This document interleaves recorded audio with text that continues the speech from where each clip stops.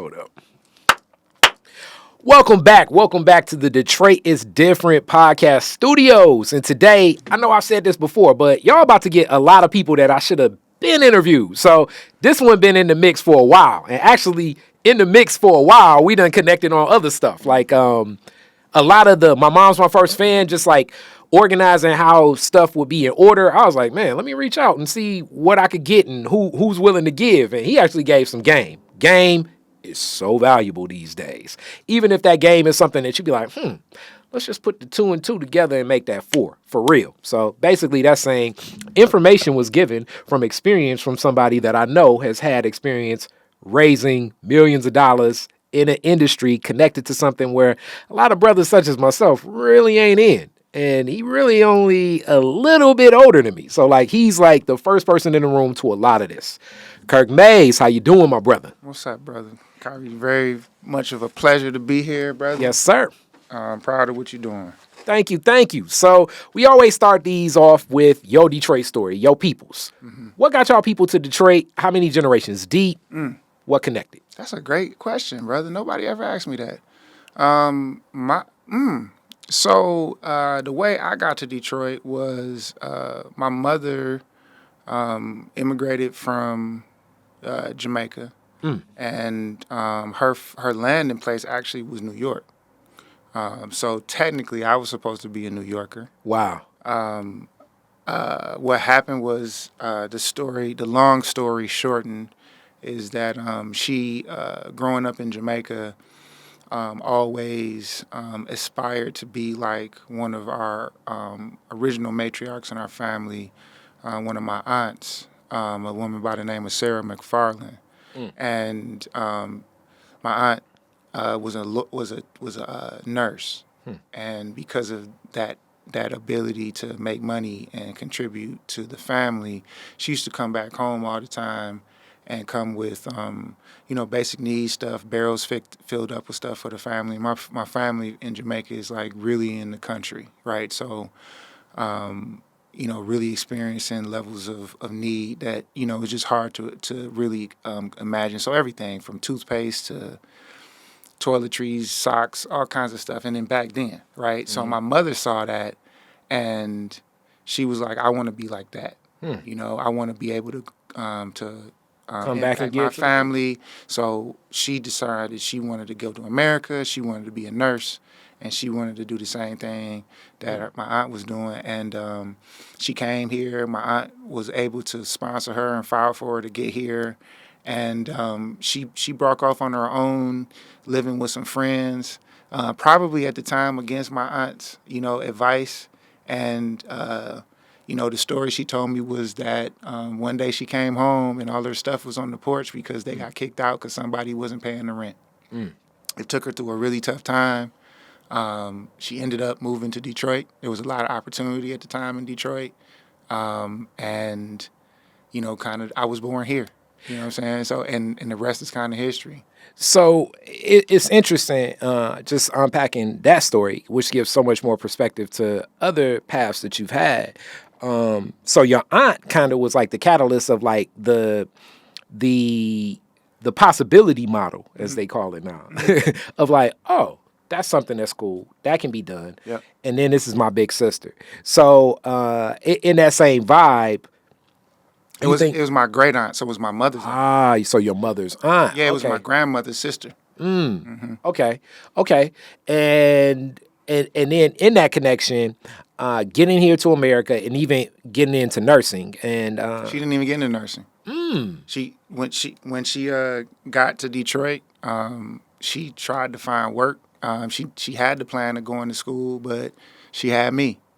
So she had to make some sacrifices, and she ended up taking up like housekeeping work and that kind of stuff, just to be able to pay the bills and get by, and used all of the skills that she had as a Jamaican, and the hospitality and the ability to cook and know how to take care of kids and houses, and really grew and sent me to school. And applied applied her dreams and ambitions of getting a great education into like making me get an education. So with that, definitely also comes Jamaica and Jamaicans in Detroit aren't as prevalent. So the classic story I know of this is rest in peace, O.C. Roberts, hell of a DJ, reggae DJ, and he's like, I came to America because I wanted to go, and this is a horrible O.C. Roberts impersonation, because of Motown. And music was one of the things. And that was the one thing. He was like, I knew Motown, black people, music, it connected.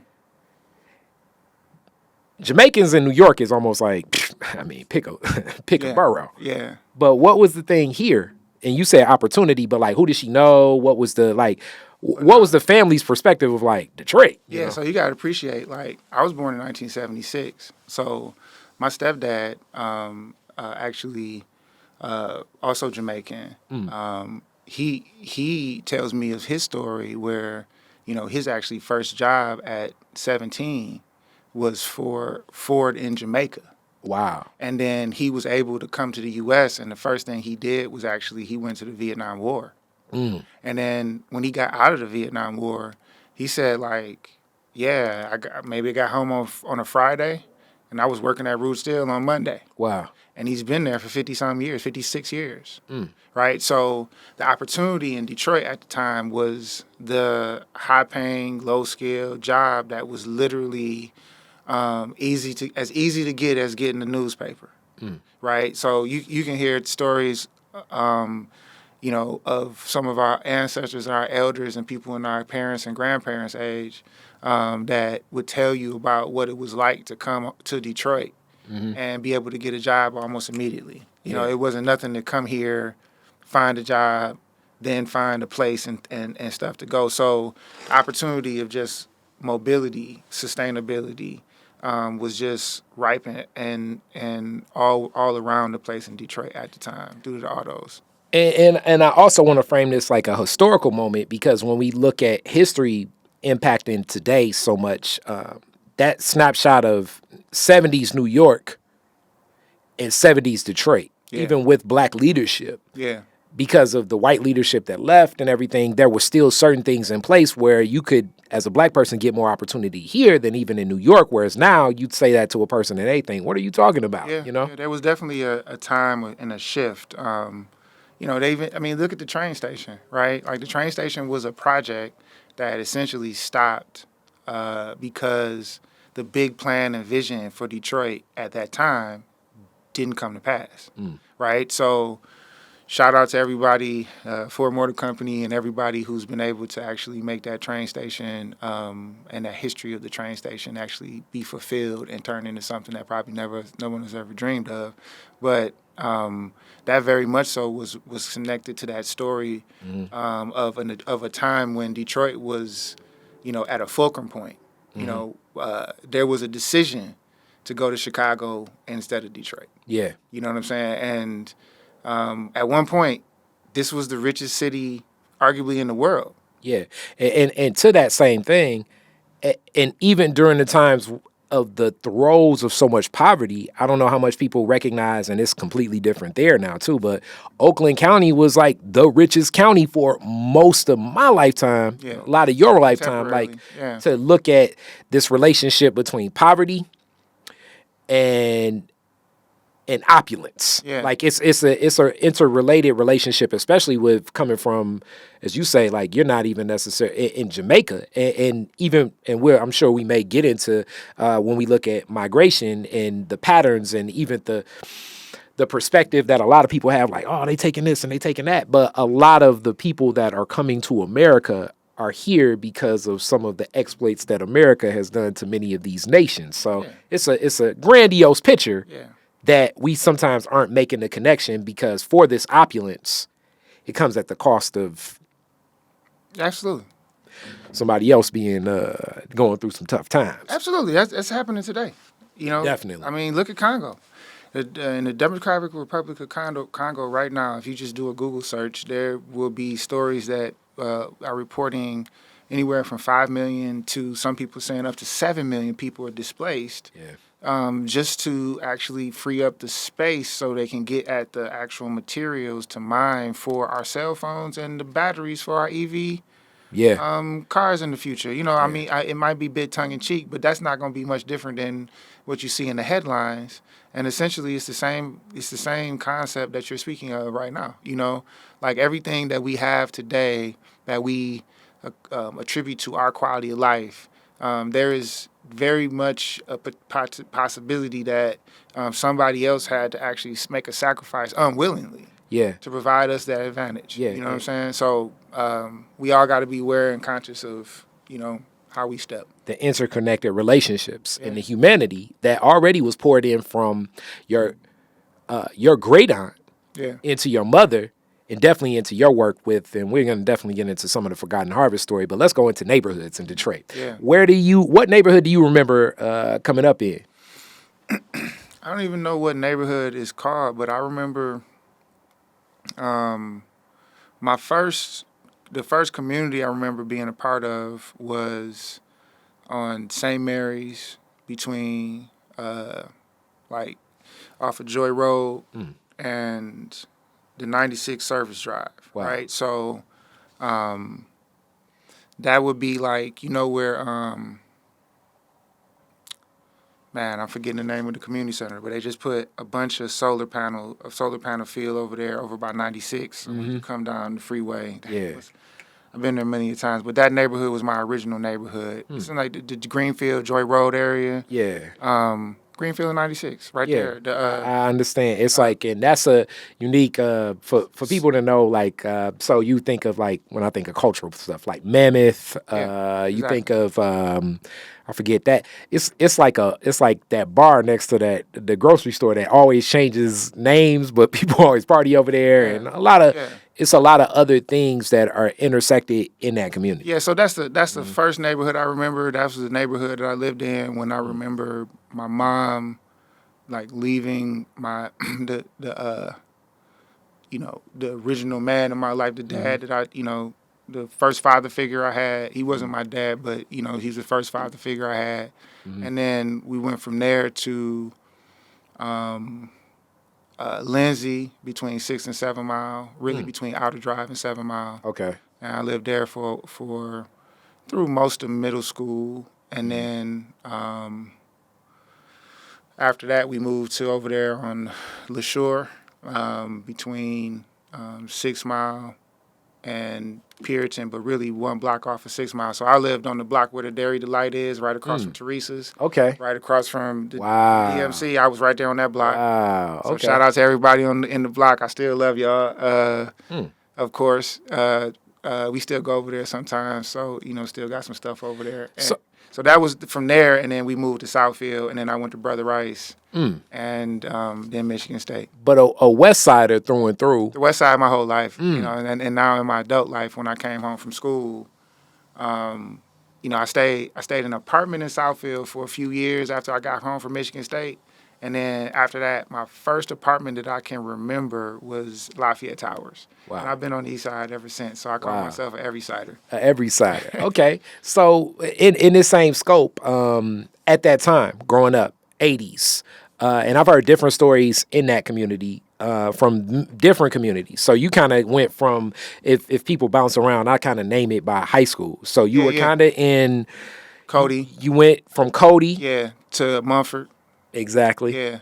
And then a little bit of like the up in the air of you can kind of pick and choose like the For Henry Ford or not, when I was in the yes, in the 6 Mile Outer Drive area. Yeah, that could have been Ford. That could have been Redford. Redford. Yeah, That that's been what Redford. I think. Yeah. It would have been more so Redford. But the whole time, my mother was sending me to like private school. So for 1st through 8th grade, I went to a school called St. Timothy, which was down the street from Henry Ford. So Yeah. if you know that block that Henry Ford is on, when you come from 8 Mile, or you come from 7 Mile, really, when you come from 7 Mile, there's this church, but it was really a school behind it. It's a Lutheran church, but it's really a school behind the church. That was Okay. my school that I went to. Then it was St. Gerard. Then it was Henry Ford. Right. So I went to that first building. It was only three major buildings, and everything else was houses.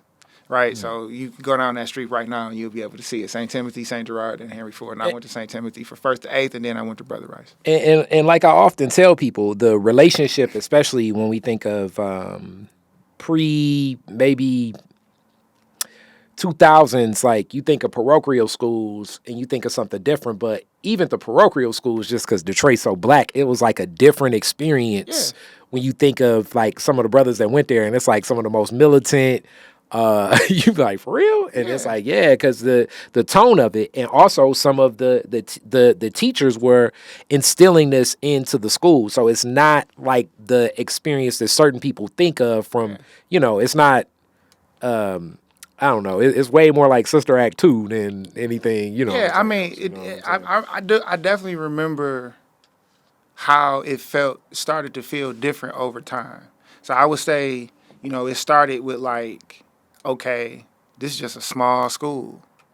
Like when I went to St. Timothy first grade, Detroit Public Schools still had prayer. Like you still could pray in school.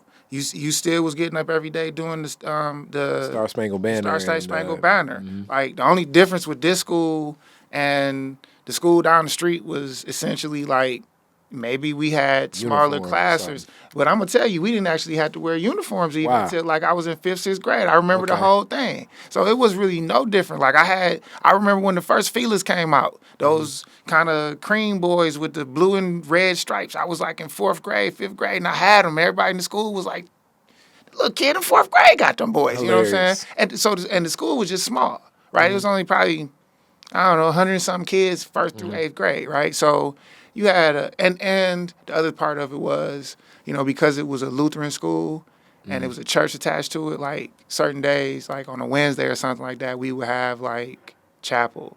And one of my actual subjects was theology. You know what I'm saying? First grade through eighth grade. Then I went to a Catholic school for high school, and I was also in a home with a mother who was a single mother who basically used church as my second home, right? So I was 5, 6 days a week in a Pentecostal church. You know what I'm saying? So that it didn't make the church part, it didn't make the religious part of school a foreign thing to me, but it was different.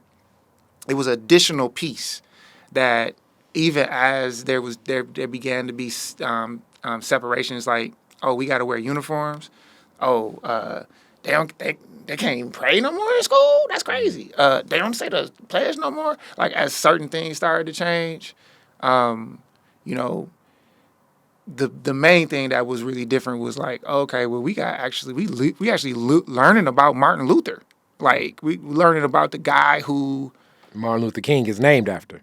No, we talking about Martin Luther, the guy who Well, liberated the church. And the German. Protestant, Exactly. Martin Luther, Yeah. that Martin Luther King is named after. I don't know if a lot of people recognize I didn't know that. I didn't even know that either. Yeah. So like in the idea of like ideas of freedom and testament, because I had German in King, Yeah. and that's where Frau Ellis, shout out Frau Ellis, Yeah. was breaking down the stories because this is Germanic. So when we understand the whole idea of like freedoms and stories of peace, like Protestants and allowing all people to fall under one faith, and Lord knows, I mean, learn some theology or Google this yourself. Yeah.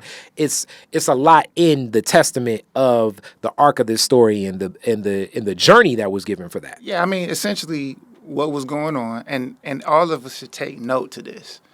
Essentially what was going on for centuries, like since the beginning of formal Christianity, there was a system that basically was in place that said that the only way that you can really, the only way that you could at that time get access to the information that was in the Bible was when one of the actual church leaders actually explained it to you. It was always secondhand information because the Bible wasn't translated; it was in Latin. Okay, so what Martin Luther did was he translated the first Bible from Latin to German. And when he did that, it allowed for regular people to actually read the Bible themselves and interpret it on their own. And that created a revolution in the church. And the Bible then began to get translated into every language. And it got to a place where people started interpreting this stuff from their own understanding. And from there, that's where you start getting the Protestants. You got to start getting the other denominations of religion, because people say, this is a different. I see this differently than the way you're interpreting this. True. So that's really what Martin Luther's real contribution to the evolution of Christianity was as far as his namesake goes. You know what I'm saying? And it was a heck of a battle in reference to that, as you can imagine, because even to this day, information plays such a key role, and we have so much access to information. So as we go into information, as you all can already tell, Kirk is like we'll talk sometimes for a long time. Like you not, as I say, I got an opinion almost on everything. Kirk does too. So we'll go back and forth, and I love it because it's sharpening critical thinking skills and creative thinking skills, which I don't know if y'all get this yet. That's the number one thing I want all of us to have, applying critical and creative thinking skills, because I think it strengthens the group collectively. Now, it becomes tougher because it's going to get into a consensus is going to be unpacked on many layers. But in that, I can imagine you've been like this for a long time, even when you were younger. So what was your school journey like as a person that has that, a mind that is not just necessarily just going to take all information that's given for face value? Yeah, so it wasn't always like that. You know, I definitely, just like everybody else, if you can give me the quick answer, I take that too. It's just that, over time you realize, especially when you're at a situation where the scenario puts you in higher stakes, and it's more important to actually have the information and be certain that that's the right information, that you'll find that sometimes it's not safe to just get the snippets. Like, for instance, in my high school, they knew that we were all trying to read the Cliff Notes instead of, it's not that every teacher don't know that you're trying to read the Cliff Notes, right? Mm-hmm. But at Brother Rice, I remember my teacher. Well, I had one of the tougher teachers too, Mr. McDunn. But I remember him specifically saying, you can read the Cliff Notes all you want. I'm not going to test to that. So what he was doing was he was actually testing us based on our ability to think analytically. He wasn't just testing us based on the intro, climax and conclusion of the story. He wasn't just asking us names of characters and everything. Like, he would actually give us a test that would be literally like one line. And it'd be a line out of the book. And it'd be like, explain this. And you got a sheet of paper. To contextualize what this means. To explain what that line meant. Why it was said. What was the actual scenario. What did that impact of that line, did that actual moment have on the whole thing? And you got to have that much of like your ability to dial in with your own perspective. And look, even if you didn't get it from your perspective and you didn't really understand what it was, the exercise of actually understanding the moment and being able to give your point of view of what you thought that moment was, that'll get you an A. And when he come to class, what was remarkable about him, he would come to class and it looked like a whole bunch of just like crazy piles of stuff in his hand. There's no way he know what he got in his hand. Mm-hmm.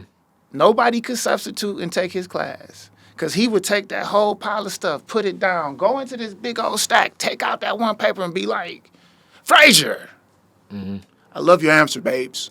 But let me tell you, it didn't mean that. It meant this, this, and this. And we all would be like, how the hell did that? Is that what you said? Damn, how the hell did he know? Like, how did he come in here remembering what your answer was, why your answer wasn't right? And when we looking at all our papers, he did the same thing to all our papers. And this test was like 3 days ago. So, I had the type of educators, I had this gift of this one particular man for sure, who loved what he did. And he didn't allow us to slip by with just Cliff Notes. And the way he taught was in a way that it forced you to pay attention to everything. So that definitely brings me to Michigan State, because what's said is college is a space where you're going to strengthen your critical thinking skills. That's one of the packages, even though it's so weird because to me, college is my marketing mind. I always think, especially in my era, 90s, 2000s, college was always packaged as it'll be good. You need to learn. But in reality, it's like, that's where you go to get a job. Yeah. So like the whole idea of employment and career opportunity comes into this concept of strengthening your thought process in your mind. Yes. So literally, I was talking to my wife about this last night. The greatest value, the greatest ROI I got from all that special education, you want to call it, was when I got done with it and I got home, I could teach myself anything. It had nothing to do with what they taught me. What they taught me was a blueprint and a way for me to get to know myself so that I can understand what it takes for me to learn some information that I really wanted to understand, right? And ironically, and maybe not so ironically when you think about it all, when I got home and I found myself for the first time in my life after 16, 17 years of being in a matriarch's house who thought that education was going to be the only way that this kid was going to be able to fulfill her dream of him being successful enough to be able to go back home and take care of our family, because that was the other side of it. She wanted me to get a good education. To fulfill the vision of your great aunt. Yeah, because she also took me home when I was 1. And she made sure that I went back every year for everything to get to know family. You know what I'm saying? So after 50 times in Jamaica, I stopped counting, and that was like 8th grade or something like that, right? So like going back and forth to Jamaica was a part of like the process for me to like being ready to being able to know my family enough to love them. And I do got to connect this too, because I traveled, we traveled to the Bahamas in the 90s, but okay, international travel no Uber, no Google Translate, no smartphone. Yeah. That's a different type of international travel. Yeah. What was it like? What would you explain but in that international travel, I remember a little bit more like humanity and connection to others, a little bit more from some of the trips we took. Yeah. So,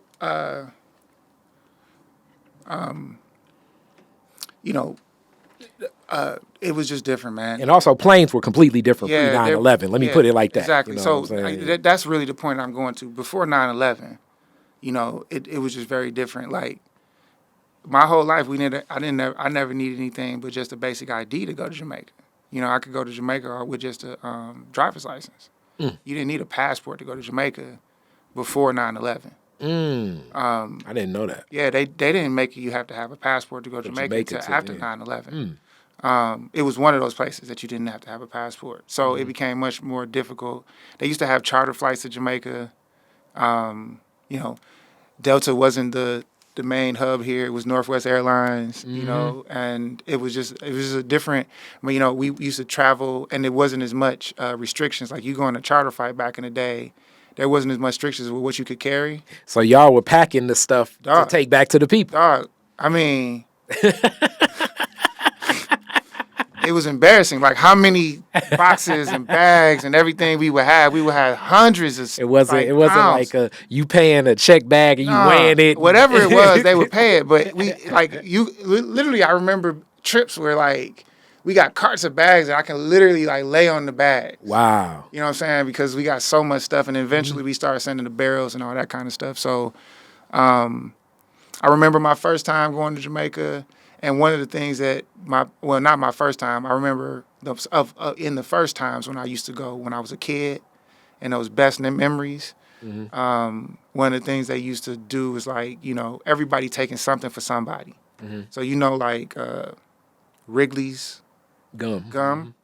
So we would use buy those 20 packs of Wrigley's gum, the long pack, and then like Bubblicious, I'd get the bulk pack of Bubblicious, and I would take that, and that would be what I would take for friends and other kids and that kind of stuff, and they would go sell them because you couldn't get Wrigley's. Yeah, you couldn't get bubble gum there. You know what I'm saying? So it was not only a treat for them, it was also something that they could go sell. I remember at that time processing the money difference. And my first times going, and actually when I learned the money, it was 5 to 1. It was 5 Jamaican dollars to 1 American dollars. Now, I just went in April, and now it's like 157. Jamaican dollars to $1 American dollar. And so, and I've never seen it kind of like go down. Like my whole life. You've only seen that wealth gap Yeah. expand, even as the American dollar, for people that follow markets, is certainly dipping. Because if you go to Canada and think, oh, I'm going to get $2 for $1, Yeah. you may go to Canada and actually owe 50 cents on your Yeah. dollar. I mean, when it crossed 100 for one, that was a thing. You know what I'm saying? Now it's at 157. Wow. You know, and if you go to Jamaica right now, it doesn't feel like it's ever been so prosperous. So you know, you really wonder what's going on. I mean, it's not hard to figure out what's going on, but I ain't trying to go there. Yeah, we not But- going on there this episode. Yeah, so there's a lot of things that have changed. You know, the roads are different and better now. You know, there's a lot more modern amenities there now. And the internet. The internet is something that, well, you know, I feel like when the internet became ubiquitous here, it was becoming ubiquitous there because of the tourism and everything. You know what I'm saying? You know, you couldn't have a tourist population that was not able to live without the internet here and go to a Jamaican hotel and not be able to have the internet there. So even when, you know, everybody didn't have Wi-Fi, the cell phone companies were there, Digicel was there, and they were offering like, you know, 3G at least. So Jamaica's still like a Western subsidiary. You know what I'm saying? It's very Western in the end of the day. So with that, you get out of state. What's the first move after leaving state? The first thing I did when I left state was I actually taught at River Rouge. And was it always a vision of saying like, okay, I'm coming back to the D because I mean your skill sets, I'm sure the people you know, the connections, you know, the the nation was at your feet. Yeah, What was it that brought you back to the crib? You know, man, that's a great question again. Good question, Kari, because this is one of them things I don't think about a lot, but when I think about it, it's like one of those inflection points in my life that it makes me wonder, like, man, what would have happened if I would have stayed in New York when I was younger? What would have happened if after Michigan State I didn't come back home, right? And I think about like the thought process I had at that time, and you know, I'm gonna be honest. I think probably most of the reason why I didn't leave is because I was scared. Interesting. You know, I didn't have a mental vision of not coming back home. So I did get offered. My first job I was offered was in Chicago Interesting. while I was up at State. And it was for CDW computers to serve as a sales rep at one of the CDWs in Chicago. And what era? I graduated from Michigan State in 99. Okay. So 99, 98, 99. This was 99. Okay. So 99, I was offered a role for like $38,000 a year. You know, first year to work at CDW in Chicago. And I remember my excuse was, as I'm gonna call it excuse, my excuse was $38,000 is not enough to live in Chicago. You know, how am I gonna be able to live in Chicago off of $38,000 a year? You know, and now I look back on it, I realize I would have figured it out because I came home and figured that out. And I figured that out, you know. So I don't know why I didn't actually leave, but when I got home, you said teaching in River Rouge. I know that was. It's definitely an experience I would never trade for anything. But let me say this though: when I got home, I also didn't necessarily kind of like imagine that I was gonna stay here forever. So I didn't want to go to Chicago. Yeah. But I didn't know where I wanted to go, and you know. The fellas just jumping in the car and doing like a little road trip was much more of a thing back then. We would jump in the car and go to Carabana in Toronto. We would jump in the car and go do whatever. And I remember one weekend. It's almost like a cheat code because you Jamaican. Yeah. So one weekend we jumped in the car and we went to Atlanta. And Freak Nigga at that point was over, right? But Atlanta was clearly Becoming what? this is about to be the Black Mecca. Yeah. Right. So I was like, yo, if I moved anywhere, I want to come to Atlanta. You know, so many people that are from Detroit in Atlanta that know you like, I knew it.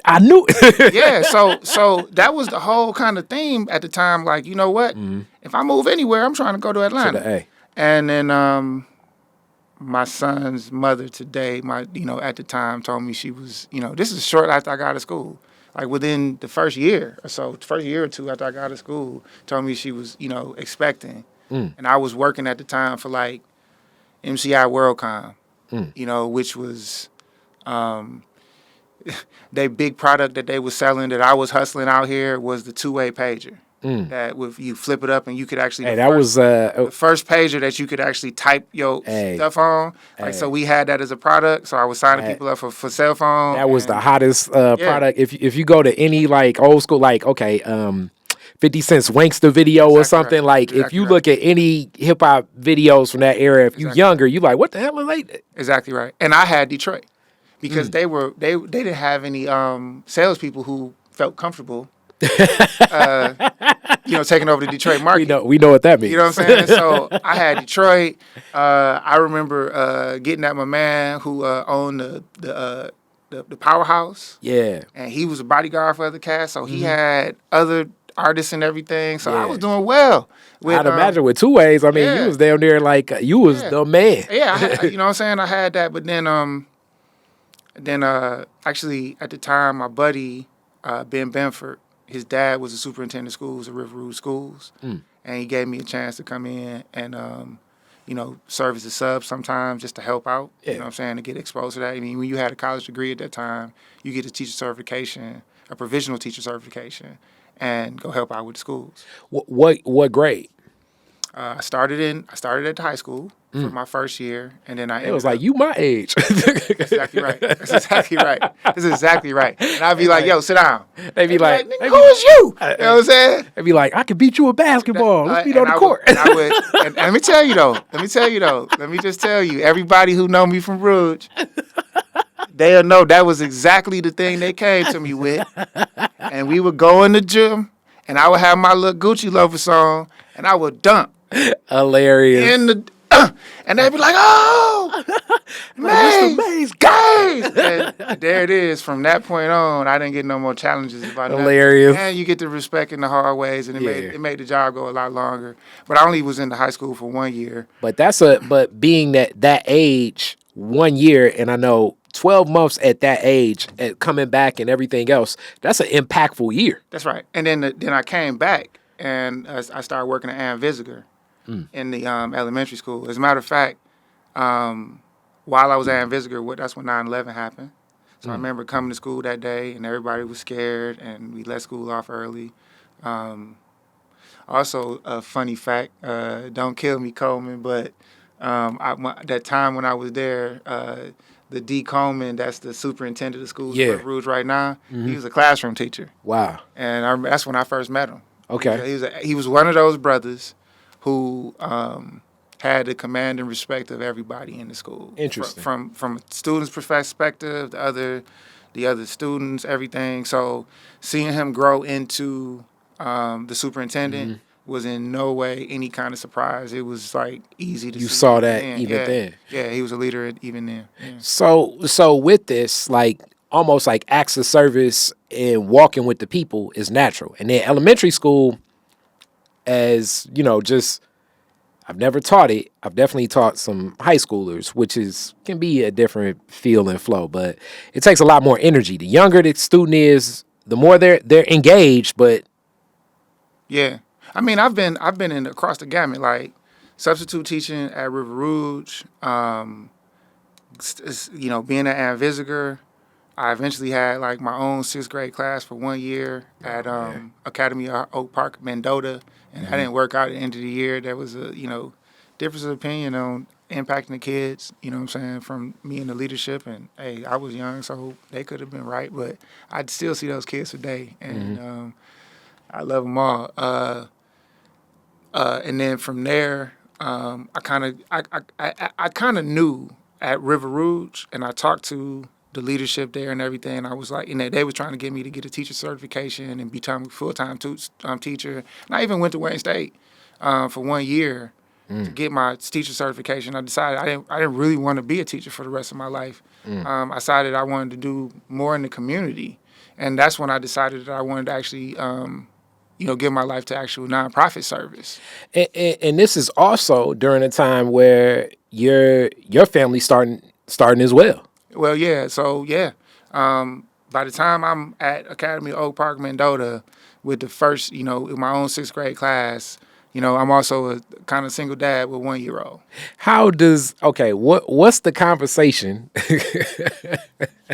to the mom of, I think I'm about to jump in this nonprofit ring? Because, and then also, let me say this, and this is why I think I look to, like, I was like, I knew I can get so much game from Kirk now, because also, and not to be on a soapbox or make it anything, it's not a lot of brothers in the space of nonprofit world, period. Right. But let alone younger than 30, it's like, right. I was in my early really 20s. Younger than 60, really, to be honest, and not a reverend. Yeah. It's just odd. Yeah. So, man, the story is kind of deep. So, you said what was my parents' reaction? What was your parents? What was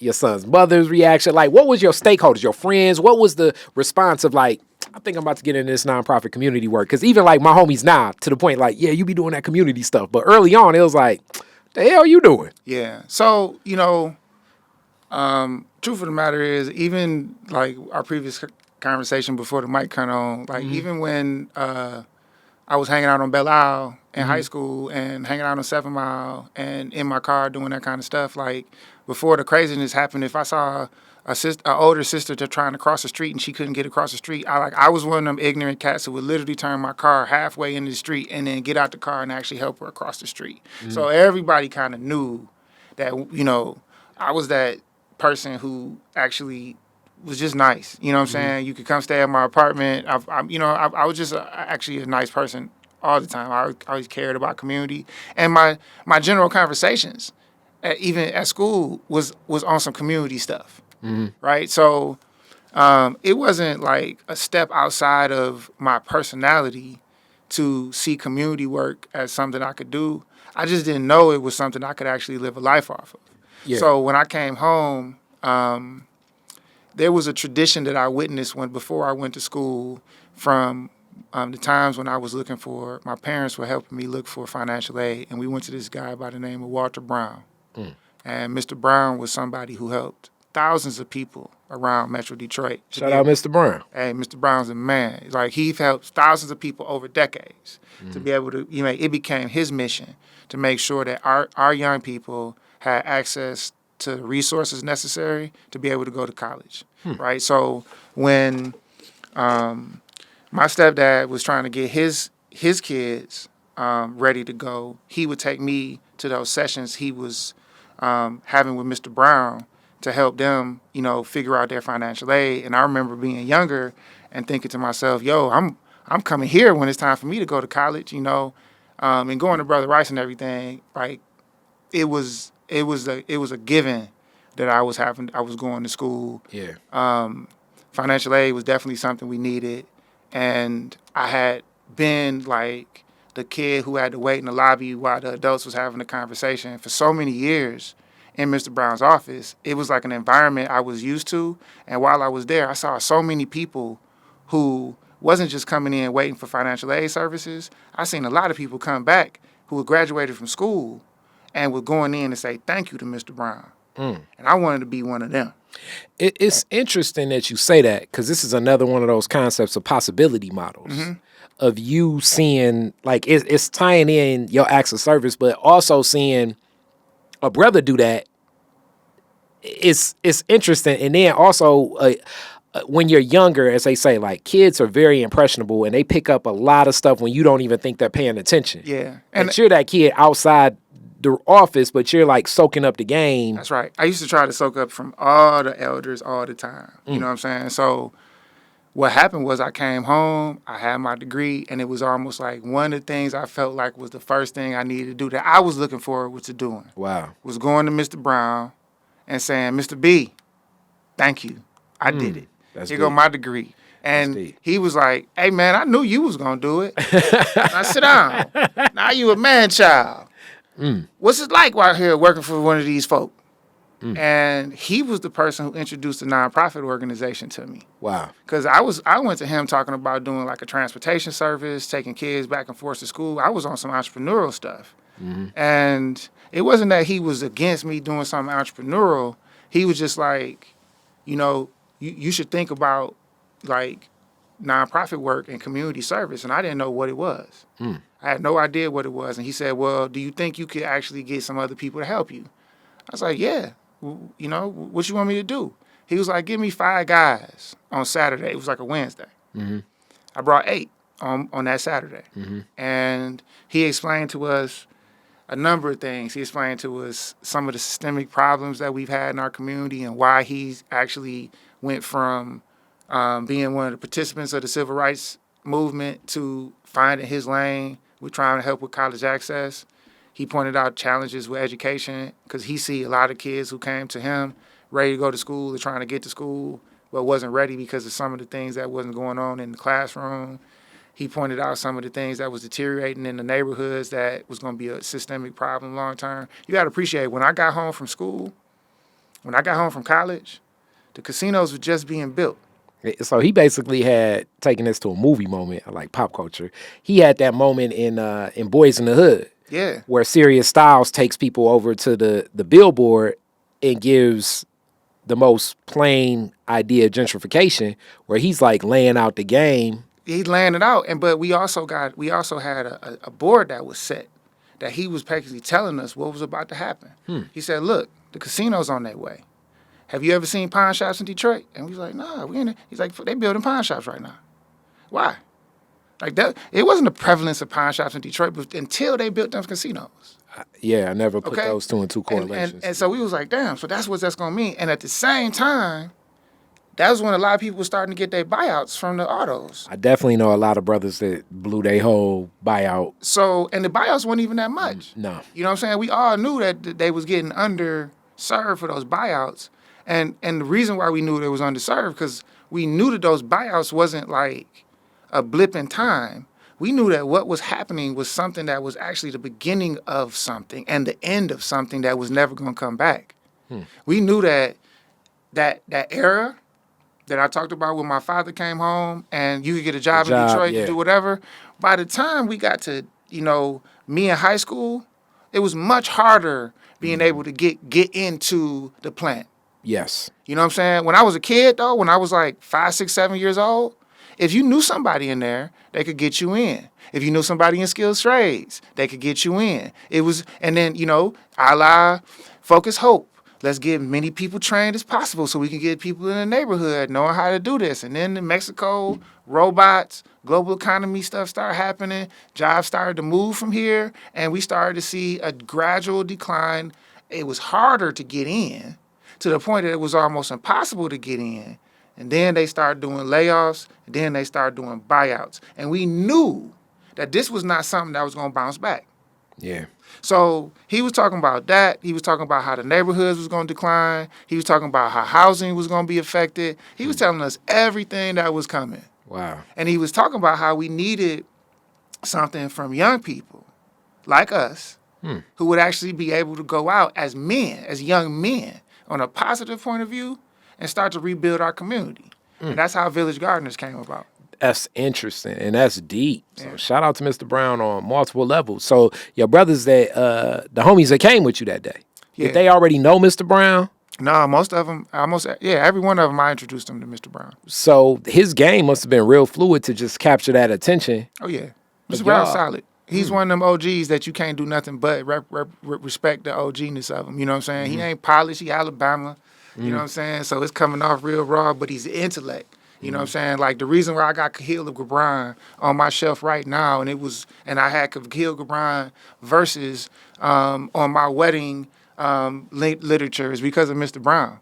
Like when I had tough times, Mr. Brown was the person who I went and sat up under. So, that conversation was the beginning of something.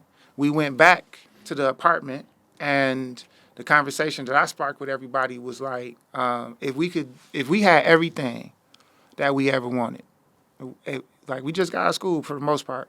If we've driven all the cars we wanted to drive, we've been all the places we want to go, we done had the fun with all the girls, we done made all the money we can make.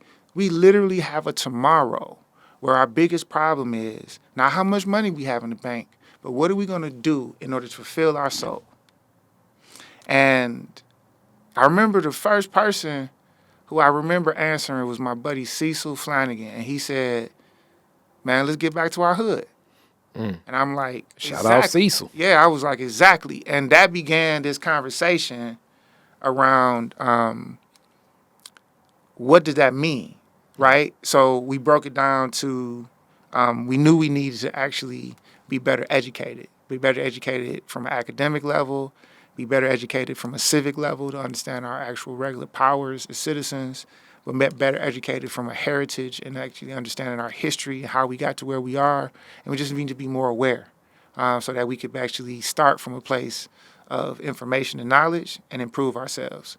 The second thing we knew was there was things that was happening based off of the way that we have accepted the culture of our society. There was a little girl that was shot by a little boy. They both was like 6, 7 years old. And it was a conflict in Flint, a Flint school. The story got to us, and well, it was written. It was a written story. And whatever happened was the little boy went home after the conflict, went to where he knew his older brother had stashed his weapon in a book bag, took the weapon back the next day and shot the little girl. And it was like, it hit us. We was paying attention to everything. We was thinking about stuff, and it hit us. And the question was like, we don't even need to know this story. We know what happened. You know, we know what happened because we know us. And we know how this actually happened. Yeah. So until we actually change us and change then how we contribute to this, it ain't gonna never change, right? And I tell you, man, that was the beginning of my side of a very long journey. Eventually, all my buddies' life came up on them. They either got married, got their jobs, had to do what they wanted to do what they needed to do. And I had got bitten by something that I couldn't let go of, that couldn't let go of me. And I ended up, you know, jobs here, jobs there. But at this point, I can't think about nothing else but this. And eventually, I'm at Mr. Brown's office every day. Wow. Like, learning from the nonprofit, from the charitable tax law book that he got on his shelf, and I'm literally reading the actual tax law book. And then eventually, after hearing people tell me that he's going to charge me $2,500 and $3,000, I ain't got nothing to fill out a 501c3 paper. I'm like, man, the 1023 form, which is the form you got to fill out to apply for a 501c3. Yeah. I'm like, man, I can't do none of that. Mr. Brown said, you looked at the application yet? I said, no. He's like, shit, look at the application, see if you can answer any questions. I pulled out the application, I printed it out, I looked at it, and I said, Mr. Brown, I got number 1. He said, what'd it say? Name. He said, keep going. And what was interesting was between all the information that was in that charitable tax law book, it was like, the only thing that was on there was some trick questions because there was some things that explicitly said that you couldn't actually have on there. Yeah. So between the thing that we said we wanted to do for our mission and the guide that I had of the we can't do, can do out of the charitable tax law book, I took my time and I filled out the application. And they did send back something to like update some stuff, sent that back in. And by the time I was 28 years old, brother, I had got my first nonprofit organization. So I also want to... But remember do what I'm recall. Saying. Remember what I'm saying, though? Yeah. By the time I was 28. First. So 23, 22, 23 to 28. Yeah. So it was a lot of time, me and Mr. Brown. A lot of tears, a lot of my friends being like, dog, you gonna quit yet? Yeah. You know, so that's a whole nother story. And I do want to also uplift the recall of like what you did learn was that you can take on anything, but you also just added that key aspect of time, you know, so... You know, I think it's the old adage they say God's an on-time God, which can be, I don't know how much I would repeat that, but patience is a virtue. I do often say that. And then also in it, you're learning different systems and game, and you're getting more ingratiated in community and connecting and seeing more of the connections. Because I assume just being around Mr. Brown more, and also now having experience being in schools, you're seeing more of these relationships. That's right. And having more of a critical and creative thinking model of the challenges in community. That's right. And how that connects and intersects. Right. And then now, as I'm jumping, because Lord knows we getting closer to time, and we definitely gonna do a part 2. But you're learning a little bit of how politics interacts with this. Yeah. And I had made a decision then, because Mr. Brown had told me, shoot, a couple months in, and I remember I'm there for years. Yeah. Right? And I'm honing myself, but all this intelligence and everything that I had picked up over the years, I'm pouring this into something I care about. Yeah. Let me just back up for a second. So let me just answer this one point. So even then, Mr. Brown was like, boy, you're going to be something. You're going to be some kind of politician one day. I was like, Mr. Brown, I don't want to be in politics. Yeah. So he always telling me, I can see you. One day you're going to do this, you're going to do that. And I was like, Mr. Brown, I don't want to be in politics. But let me back up. The question you asked me to get me down this road was, what was the reaction of my family? Yeah. And all the other stakeholders. So I didn't care about nobody else.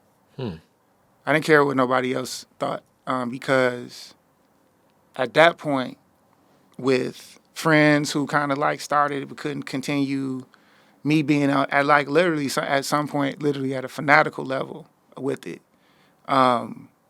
I truly accepted that this was the thing that God had for the purpose in my life. Like I wasn't even going to church no more, really. Like I felt like, I'd have been enough church. Like if I'm gonna demonstrate to God that I actually respect Him and respect everything He's blessed me with, this is what I'm going to do. And I'm gonna tell you, to this day, when I meet my Creator, I'm gonna feel accountable to that calling, because it was something that was given to me that was almost viscerally, like somebody said it to my, right in my ear and spoke it into my soul. Like I couldn't not do this. Like I had the last regular job I had before I was like, yo, I'm only doing this, was selling life insurance for Monumental Life. And the week before I gave them my laptop, I had achieved the number one sales goal in the office, like the Friday meeting, you know what I'm saying? And who gets to do the best this week? I had did the best that week. And I went in that Monday and gave them my laptop. I was like, Bill, I can't do this no more, man. Because success there made me feel like I wasn't going to be able to do this thing that was in my heart. And I gave him my laptop, and I left that office and drove straight back to Mr. Brown's office after a year of selling life insurance. And I walked in the door, was like, Mr. Brown, I got to figure this out. And I was like, tears in my eyes. And I went back in the back of the office that he gave me a key to go in any time. And I started working on like this program. But like going back to the point, man, the reaction from my mother was, this ain't the plan. This ain't what all the sacrifice I made. Yeah. This is not what I've tried to get you to do. I definitely didn't send you to school to go to Michigan State, to come home to do this. Like, what's nonprofit? You telling me you got all that education. After all these years, I sacrificed literally picking up people's dog shit to send you to school, to get a better life, to go do what? And she saw the Rastas that liberated Jamaica die in the street. Yeah. She saw Martin get killed like a dog in the street. She saw Malcolm get killed like a dog in the street. And she know her son. Yeah. She know the type of arguments we could get into when we didn't agree. She knew how strong-willed I was, and she could sense how serious I was about this. And with pain and crying in her heart, she absolutely was like, no, you're going to kill yourself. You're going to make them kill you. And I was like, no, that's not what I'm going to do. That's not how I'm going to do it. I'm going to start an organization. I'm not going to do like that. I'm not going to be like that. I'm not going to be the problem person. I ain't running for nothing like that. And I, in some ways, I was very naive to the threat that I could become. Yeah. But on the other hand, I was determined to prove to my mother that not only could I be successful at this, but I had discovered what God wanted for me. So if this is what God wanted for me, I wanted to show you that everything that you taught me about having faith in God's path for your life, Mom, I'm going to do the one thing that I'm supposed to do. So it was contentious. It was heavy contentious. Like, there was a time, I remember at the height of it, at this point I got a baby, and I'm trying to take him to see grandma, and at times I couldn't even go in the house over this. Yeah. It wasn't like I was doing anything. I wasn't Yeah, crazy. you wasn't selling dope or I anything wasn't doing crazy. nothing crazy. Yeah. I was literally struggling and doing everything I could to actually fulfill my role as a father. So I also wanted to make sure that he didn't have any kind of like separation from his family. And of course, my family loved my son, so they absolutely, that was like probably my only saving grace. I wouldn't even have been able to go over there if it wasn't for the fact that they wanted to see their grandson. And ultimately what happened was, so the worst day situation was I'm in the kitchen and I'm just dropping them off, and my mother's talking to me, and she's kind of calm. And she talked to me about what she wants to see from me in my life and why she sacrificed and all that. And I was like, that's why I want to do Village Gardeners. And Village Gardeners are going, and man, she turned around and picked up a knife, and she said that Village Gardeners one more time in my house, and I'm going to kill you right now. And I was like, wow, I got to get out of here. Yeah. And then what eventually happened, let me just, take this to the closure point at least. What eventually happened is, like after I left that job and went to Mr. Brown's and was like, Mr. Brown, I got to figure out how to do this. I honed in on the No Child Left Behind program and the supplemental education provider, contract. And we had developed a tutoring program at that time to work in the schools for with the students for peer-to-peer tutoring. It was my first program that we had developed after we got the 501c3. And when I discovered the No Child Left Behind program, I just went 100% at trying to be a supplemental education provider. We eventually did get awarded that designation. I went back to my mom. I was like, look, this is a contract with the state. It's for no money. But for every student we enroll in our program, it's like we'll get $1,700. So my mother sat back and she did the math. So she's like, if you do 100 children, how much is that? I said, that's $170,000, Mom. Like, most of the money would have to go, like, this is how much the $1,700 is broken up per student. But most of the money would have to go to actually tutoring the kids and paying for the tutors to actually take care of the kids. I wasn't making a whole bunch of money off of it, but this is how it would go. She's like, oh, so you can't live off of this? I said, yeah, Mom, I can live off of this. And the next birthday, she gave me this card that was filled up with words. And it was she didn't even ask for forgiveness. She just gave me her blessing. Wow. And I'm going to tell you, I don't know exactly what that day was, but I never looked back. The Kirk Mayes you seeing today is the person who fire got turned on. Well, the governor of the fire was taken off of it because I never got full permission from the people that mattered to me the most. When she gave me full permission, man,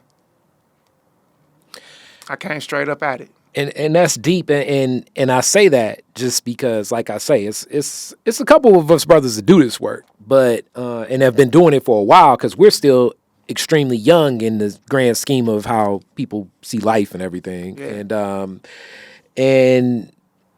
And I speak to this oftentimes. Like, I'll always ask people, like, when you go on that path, how do your stakeholders buy in? Because oftentimes when it's creative, comedian Patrice O'Neal, I like Patrice, he often says this, and I take this quote, like, it's like you're explaining a dream to a person. Yeah. And it's very tough to explain, like, all right, last night I was in some castles, and then I saw Martin Luther King, and King Tut came up to me, and then I gave $5 to Josephine Baker, and it's like, what are you talking about? Like, that's really what the creative thinking model of bringing something to life. And especially when we think of the premise of how we're so based in America, and people know, like, shout out Piper, I'm definitely not as anti-capitalist as you, but through the concept of capitalism, everything has like this idea of an outcome, and we look at the outcome and things being value, and the value of money being always the motivation for it. Yeah. And this path of community and finding value in people Yeah. over things. So my saving grace was I did have a few buddies who were just as idealistic, but had to actually own up to the realism of their life. Yeah. So I had one in particular, Darian Dew, Mumford guy, Michigan State track, all that. Shout out Dew, man, I love you, bro. He was the person who, after that whole day of Mr. Brown, helping with the college planning students, studying in the back, working on this thing, another day that I'm trying to make some progress, but nothing happened. Another day. Like years, bro. I'm talking about years. And dude done got married, got kids, got his schedule. So I know what time he get home from work. He lived right here off 8 Mile, in a little house off of Kentfield. Mr. Brown office right down the street. When dude got home from work, I would sit on the porch and he would go inside, kick it with the kids, get dinner, whatever he had to do. I'd just be, they used to call me Kittles, like Kerry Kittles from UCLA back in the day. Used to play for New Jersey because of the hook in my head and the way I drove it. You do look so that's why they used to call me Kittles, right? They say I used to look. So Kittles used to be on the front porch. I know his wife used to be like, man, when he gonna get a job? When he gonna be stable? And Dude used to, whenever everything was done, Dude used to come outside. He used to sit on the porch with me. What up, dog? What happened today? Yeah, man, we about to do this and we about to do this. And every day he would listen to my dreams. That's deep. Every day he would listen to my dreams. That's deep. And when it got to the point where it was time for us to get the tutoring program, because I would go into Mr. Brown's office, and we had the 501c3, but Mr. Brown also used to tell us they don't fund organizations, they fund programs. So you can have the organization, now you got to get a program. So I'm like, okay, educational, social, and economic development. You know, that was the Village Garden way. It was, let's learn together. I was talking about the situation with the young girl who was shot and how that impacted us, and the fact that we recognized that was a part of the culture. So the other thing we wanted to focus on was, how do we change the actual culture? How do we change some of the norms? How do we actually do things that would become routines that would make it easier to know each other? The Hungry and Sick Committee for the Block Club, the Welcoming Committee when you moved into the neighborhood, the organized games with the block clubs that would actually allow for the adults to teach the kids how to play things and do things. We had surveys to actually get asset assessments from people in the neighborhood that we could actually find out how those assets could actually help with things like helping the neighbor out, helping the kids, and that kind of stuff. And then the last thing was making money together, putting our money together, doing things like doing things exactly like the Detroit Food People's Co-op. I'm so proud. I am so proud, because that was like the cherry on the cake for everything that we was thinking about doing for Village Gardeners. Is like learn together, live together, then make some money together. Yeah. So that has long been a dream that I hope for Detroit. So I'm so proud of that. So this idea of learn together was our first thing. I came home thinking, let's get a tutoring program. At least that'll be something that could give us a foothold into being able to get access and some buy-in from the community. I didn't understand how to actually fundraise for it, but I need to find a program. And what I was trying to find was something that could give me a edge up. So I was looking for a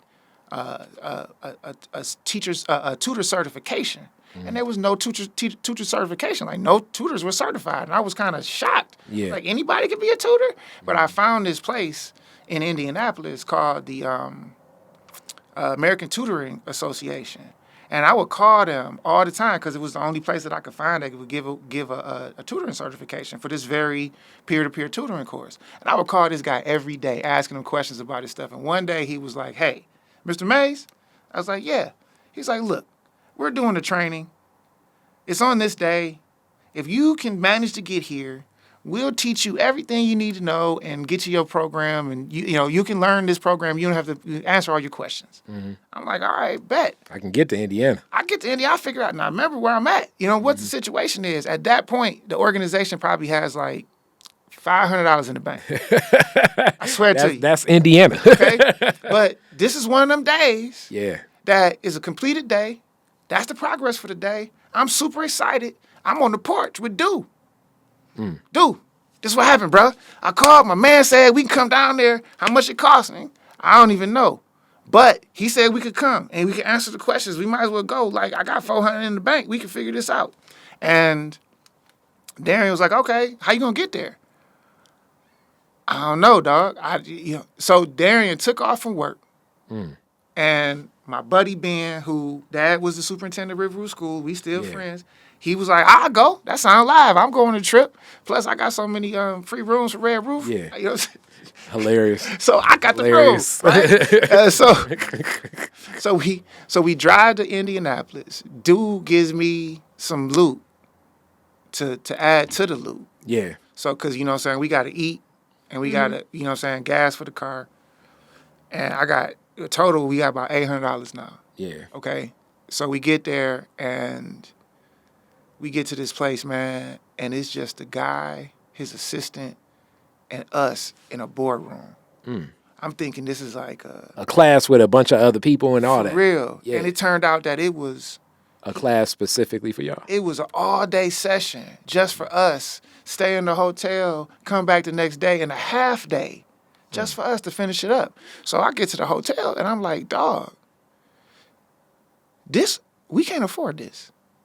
There ain't no way that the money we need to get home and what's gonna be left in the bank gonna be able to pay this man for what he giving us right now. Mm-hmm. And Ben was like, so what you want to do? I'm telling him we got an emergency. I go back to the crib. You know what I'm saying? So I'm like, man, we ain't gonna do all that, though. I'm just gonna tell him the truth. Like, all right, whatever. So we go in, that's the plan. I go in that morning, all the paperwork and everything is out. Everything is set up on the table, and he starts to get it, and it's like, okay, so now to the next level. I'm like, hold on one second. Let me just say, first of all, thank you for everything that you've done for us. Thank you for all the information that you've given to us. But all we have right now is $800, and we need some of that to get back home. I know this costs more than that. So I don't want to go through no more of this today. And I will give you whatever you say you accept today. Whatever we have, I'll give it to you. And you can charge me for the rest, right? Because I cannot afford this. I'm sorry. I don't know why I didn't tell you this. I didn't know what I was expecting, okay? And at the time, Ben like, oh, I just got a call from the crib. We got to go. I'm like, Ben, stop. Hilarious. He literally did that to try to bail us out. And then, I had told him our whole story. Yeah. I told him how we got there, what we was trying to do, why we was doing this to try to change our community. And he was like, oh, no. He was like, I forgot her name. It was like, she was a PhD. Her name was like Susan or Fran or something like that. He was like, go get that letter that we talked about. And she went and got this letter. It was on letterhead, brought it back. We read it.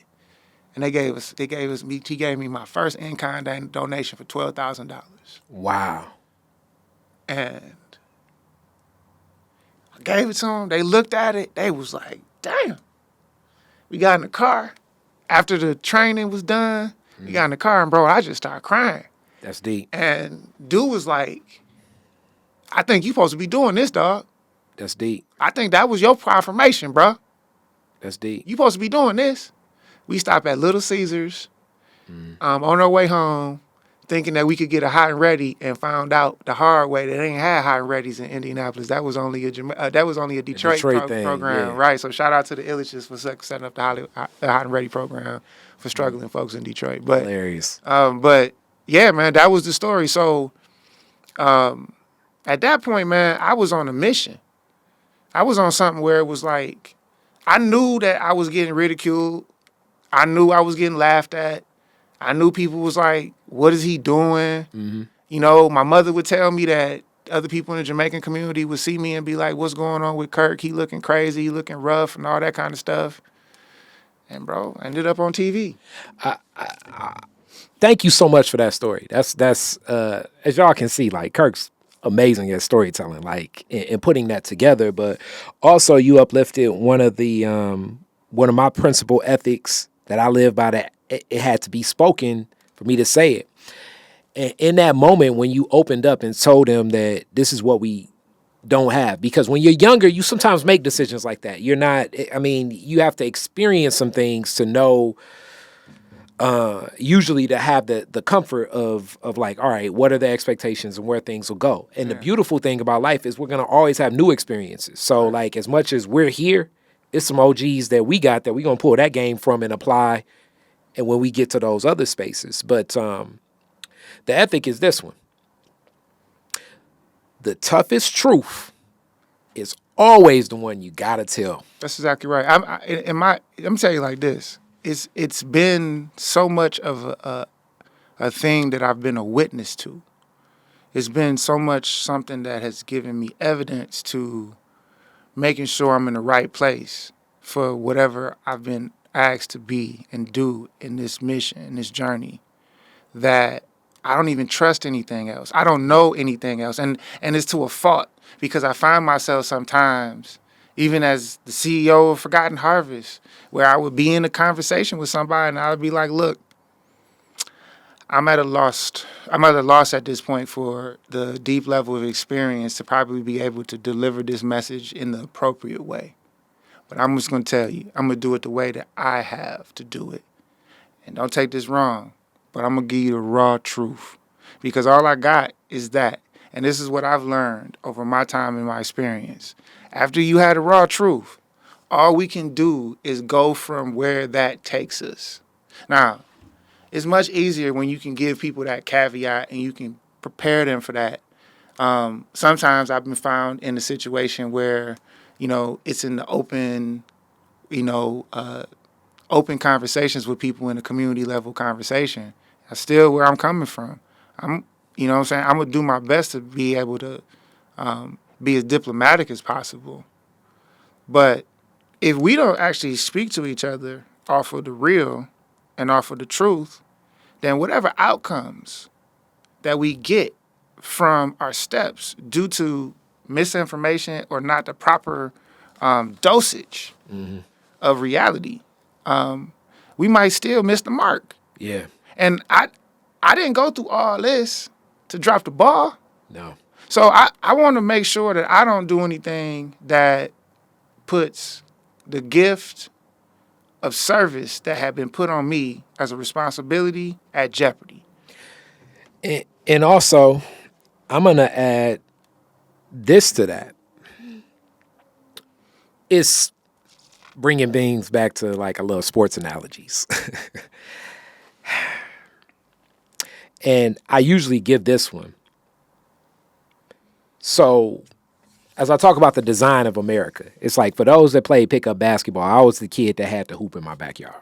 So in my backyard, I'm not saying I was Jordan, but I was great in my backyard. I go to other courts and it's like I'm not gonna be as good because I know that dip in the concrete. Right. I know where my best shot is. Right. I know I can move you over to where there's tree at, and that tree blocking the shot for you. Right. That's kind of like the design of America. Right.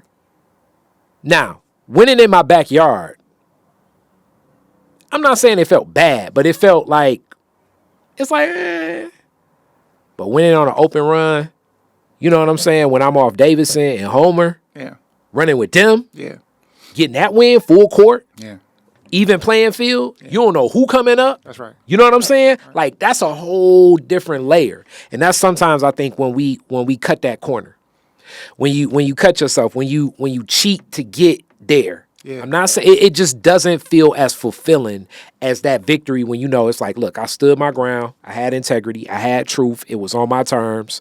And even if you take a loss that way, it's way easier to take the loss than the shame of like, I cheated and I don't even know if I'm really supposed to be here. Like even with the 501c3 thing, like you'd be like, oh man, I got a homeboy that, give him $300. He'll set everything up. You know your document more than most people because you were really knocking your head against the wall, going through it. Some people go to, people that they've known, like even me, shout out to Stephanie Hammonds, but she known me so long. So she was like, I'm going to do this paperwork because we didn't get a 501c3 until were offered some grant dollars. That's like, you need a 501c3 for this. So it's like, okay, now is the time for us to go on and get this 501c3. But I was doing it, but it would be so different than a lot of other people I know that's sitting with them. And I don't get offended if you're this person, but sitting with them, still trying to figure out what they want to do, how they want to do it. It's still conceptual and they feeling their way through and they pay somebody else to do it. And then I look at it and it's like, hey, yours is based on education. Yeah. And you trying to do some non-educational stuff. Right. It's different when you were in there, you were in the guts and it's harder. It's a longer road, but your document back and forth. I do. I actually know this, because I put in the time. I definitely put in the 10,000 hours. Yeah. On every aspect of the nonprofit. Your mission statement just ain't no mission statement to be like, oh, I hear this foundation giving money if you do this. No. It's That's like, your mission statement is your mission statement. Like, this is what my community needs. Yeah. And this is why we're doing it. And I understand how all of these pieces work together like an expert mechanic. I understand. I'm one of the people who can listen to the sound of the engine and tell you what's wrong. You know what I'm saying? When it comes to this. Because I have a hands-on and learned experience for every aspect of the nonprofit machine, the purpose of it, how the mission works, how it translates in different formats, how giving and stewardship actually translates into impact, like the whole thing. And from a point of like a perspective of like, this is my purpose and this is like what God needs me to do, so I cannot mess this up. You know what I'm saying? So, stepping away from it and, going into entrepreneurship and looking at this as something that's like a bygone past part of my life. It's been a tough adjustment for me. You know what I'm saying? Because, I spent my whole life getting good at this. And you know what I'm saying? Now, I'm in this place where I'm working on trying to change myself into something else, and it's I would say you just Kobe going to Hakeem, getting you just learning some post up game. Yeah, but you still, I'm sure the athleticism gonna still play out, whatever it is. Well, it's all people, right? It's all people, but there's different triggers and different levers in the for-profit world. There's different motivations. And you have to inherently not trust, whereas, or you don't know what you can trust on the surface, especially before there's like real money to like cut and everybody's got their leverage position to ensure that they're at the table. Before that, it's okay to sit in a nonprofit room and talk about this thing that you innovated on that made a difference in your neighborhood, and somebody be like, oh, I'm stealing that. Not so much in the business world. You know what I'm saying? So that's that by itself in one kind of scenario is a snapshot of what it makes kind of tough for me to navigate through this world, because, over these years, I definitely know what it means to make sure an organization is prosperous and a mission is prosperous. So mechanically, I know what to do, but the things that you need to be able to anticipate with the human dynamic in your moves, there's some things that I got blind spots in the business world because I just don't understand people's hearts in some of these situations. And it's also it's different. So with that brings us to our closing questions. Yeah. I know you're gonna like these. Very first car. Year, make, and model. Year you got it. My very first car that I bought was a Ford Escort GT. It was a 93 Ford Escort GT, 92 or 93. And it was the turquoise. Okay. Turquoise green. And it was right when the Escorts had changed the body style into the newer Escorts, Escort GT, whatever. So I had that. And I got it when I was 16. Where's the first place you went when you got it? Almost definitely downtown. It probably fell out. I probably went to go pick up my cousin, and I probably went to go pick up my cousin Damien and my buddy at that time. His name was Kevin at that time, Kevin Davis. Mm-hmm. I probably went to go pick up my buddies, and we went downtown. Okay. So the destination was the Rock or Belle Isle. The destination was absolutely either Belle Isle, and it definitely hit 7 Mile a couple of times too. I definitely was on 7 Mile with it. All right. I love it. You're the DJ at the end of the fireworks, Woodward and Jefferson. You get to play 3 songs. What songs you playing? Oh, wow. At the end of the fireworks, it could be any kind of song, Anything.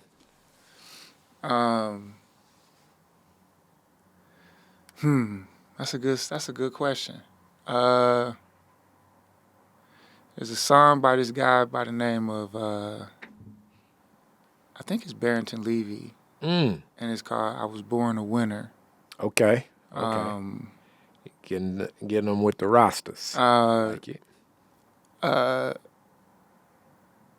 If you talking about most sentimental songs, Bob Marley, 3 Little Birds. Love that one. I used to bounce my son up and down on a pillow when he was younger, and the future was so much more uncertain to me.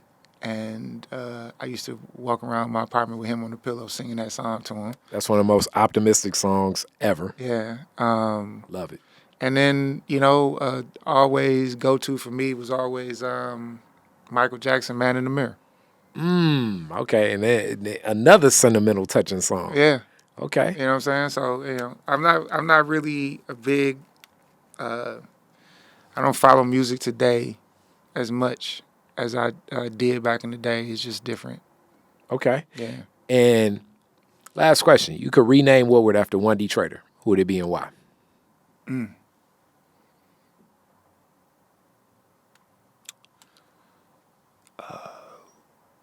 Wow. Do we have a Coleman Young Boulevard? We got it's a couple streets, but that's definitely the name uplifted the most. Okay. Yeah, I think until we reconcile with his greatness and how great he was for us at the time, not only as the first African American mayor, but the things that he was standing on, almost sacrificing his own character and his own possibilities, to be the first black mayor here and to, stand on some of the principles that weren't accepted and weren't easy to swallow amongst the business community and the political community that really wasn't ready for that personality. And he did it raw. He did it in the rawest way as you could possibly do it. Probably, maybe that was a flaw to his way. Maybe that was what we saw as a evidence of the frustrations he was dealing with, and knowing that he wasn't going to get everything that he was fighting for. Maybe that last little bit of rebellion was him showing us his spirit. But I will always say, my mayor will always be Coleman Young. You know what I'm saying? So, if there was anybody, I can't think of anybody right now that stands out. And I'm not saying that there aren't other people who probably very worthy of that as such an honor. But if I was going to pick anybody, it would be hard to leave him out of the conversation. I love it. Thank you so much. This was a fun one. As always, Detroit is different. Peace. Detroit is Different is where you get information, artistry, history, music, and even comedy. Detroit is Different, a home for the culture of Detroit. Visit online at DetroitisDifferent.com today.